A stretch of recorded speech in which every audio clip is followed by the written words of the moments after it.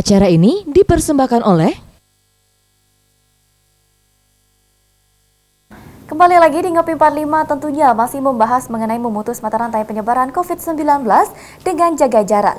Dan untuk pemirsa Ngopi 45 bisa bergabung melalui line telepon di 0711 364 111 atau di 364 666. Baik Pak, melanjutkan kembali tentunya mengenai perbincangan kita dengan jaga jarak Pak. Tentunya selain jaga jarak, protokol kesehatan kita memakai masker, mencuci tangan dan menjaga jarak. Apakah ada sanksi bagi warga yang tidak mengikuti protokol kesehatan ini? Iya, jadi mengenai berbicara sanksi, kita masih menerapkan saat ini, ya bagaimana menerapkan protokol kesehatan ini secara humanis dulu ya. Baik. Arti memanusiakan orang dulu dalam rangka mensosialisasikan terus, walaupun aturannya sudah keluar lama, tapi tetap terus mensosialisasikan, tetap mengedukasi masyarakat. Dan tentu juga akan dilihat dari perkembangan kasus harian. Dan apabila kasusnya meningkat, mau tidak mau harus diterapkan itu sanksi. Kalau tidak, kita kasus akan bertambah terus. Jadi mau tidak mau, kita akan melihat dulu dengan perkembangan kasus. Yang saat ini kasus kita masih stabil, yang mana per hari rata-rata sekitar 50-an. Jadi stabil masih perkembangan status. Namun kestabilan itu kecenderungannya belum menurun. Baik. Nah, nanti itu akan dievaluasi apabila perkembangan virus COVID yang bertambah tinggi. Tentunya penerapan sanksi akan betul-betul tegas diterapkan. Karena tidak ada cara lain untuk mendisiplinkan masyarakat. Kita sudah berupaya mensosialisasikan, berbaik-baik mengingatkan, ya humanis lah, secara manusiawi lah, berbaik-baik mengingatkan bahwa itu saudara kita. Tapi apabila tidak dipatuhi dan perkembangan angka COVID-nya tinggi melonjak, tentunya pemerintah akan mengambil cara tegas ya, cara tegas dalam arti ini baik untuk kita semua. Baik. Benar sekali. Baik Pak, bagaimana tingkat kepatuhan warga dalam menjaga jarak? Adakah biasanya kenapa nih Pak masih ada masyarakat yang kurang patuh masalah jaga jarak? Nah ini masyarakat yang kurang patuh menjaga jarak itu adalah orang yang tingkat pengetahuannya terhadap bahaya COVID ini masih kurang. Sehingga dia tidak patuh untuk jaga jarak.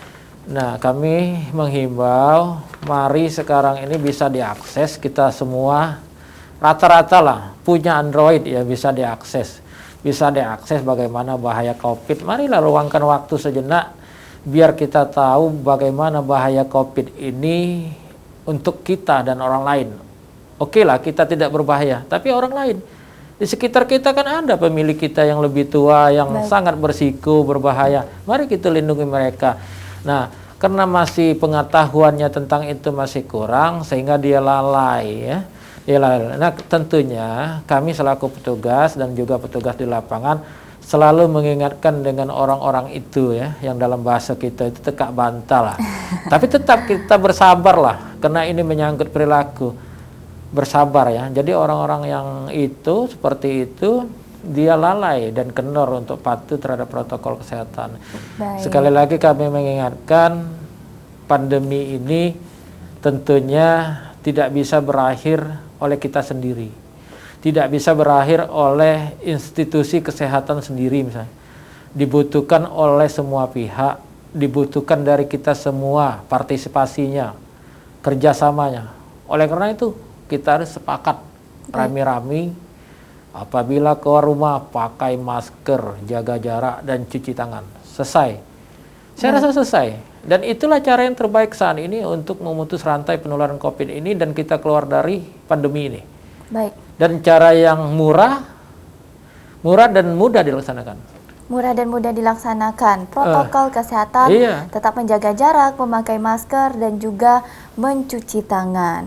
Baik Pak, untuk kepatuhan sendiri jika dilihat dari usia, biasanya di usia berapa Pak yang tidak melaksanakan protokol kesehatan? Iya, kalau dilihat dari usia, iya rata-rata usia remaja ya, antara usia 20 sampai 30-40 tahun misalnya. Bahkan ada juga yang orang tua namun di usia tuanya lebih sedikit. Biasanya anak-anak usia milenial lah ya, kalau jadi kita sekarang ini usia-usia remaja yang masih produktif. Nah, itu kepatuhannya masih kurang. Coba saja kita lihat setelah acara kita ini selesai, nanti di pojok-pojok yang dimana ada kerumunan para remaja, mereka bercerita tidak pakai masker. Nah, sekali lagi juga kami mengingatkan yang hal-hal seperti itu, marilah kita patuhi protokol kesehatan ini, karena kita dengan demikian artinya kita tuh sumbangsi kita berjuang melawan COVID ini. Dengan cara begitu ya, mematuhi protokol kesehatan. Tapi apabila kita tidak patuh, sirkulasi virusnya terus. Nanti dia ada di kita. Hanya saja kita itu tidak tahu karena tidak diswab. Tanpa gejala.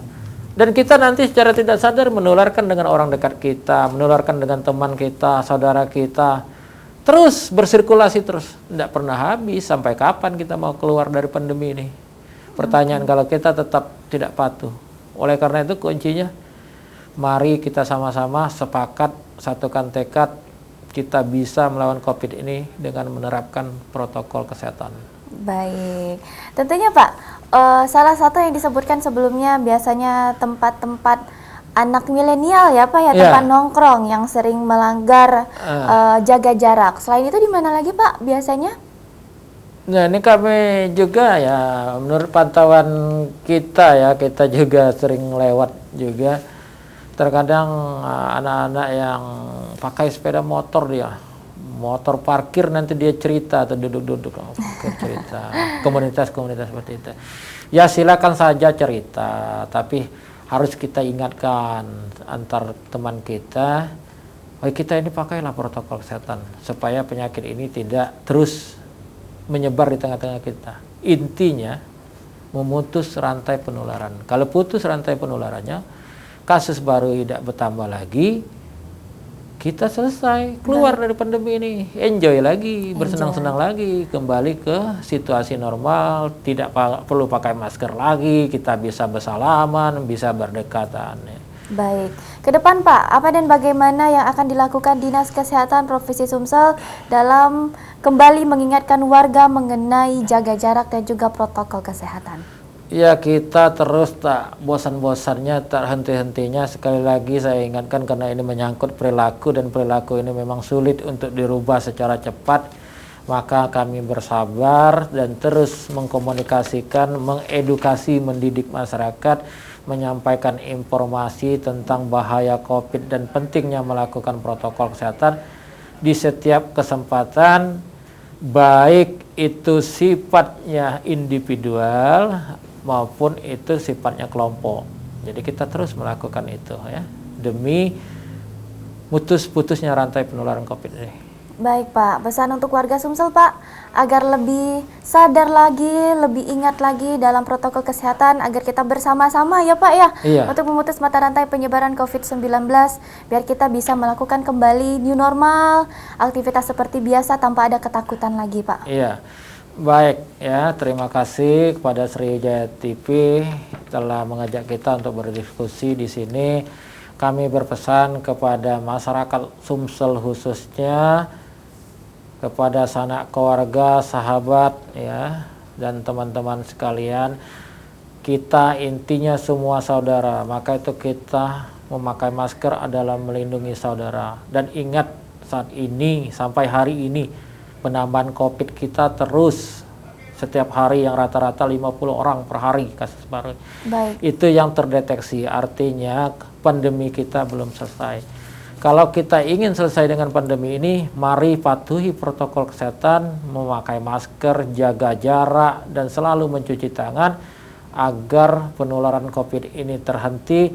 Tentunya kita rindu dengan suasana sebelum pandemi, kita bisa enjoy lagi. Mari kita satukan tekad dengan semangat, kita sama-sama adalah pejuang untuk melawan COVID ini dengan mematuhi protokol kesehatan.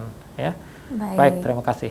Baik, jangan lupa tentunya mematuhi protokol kesehatan.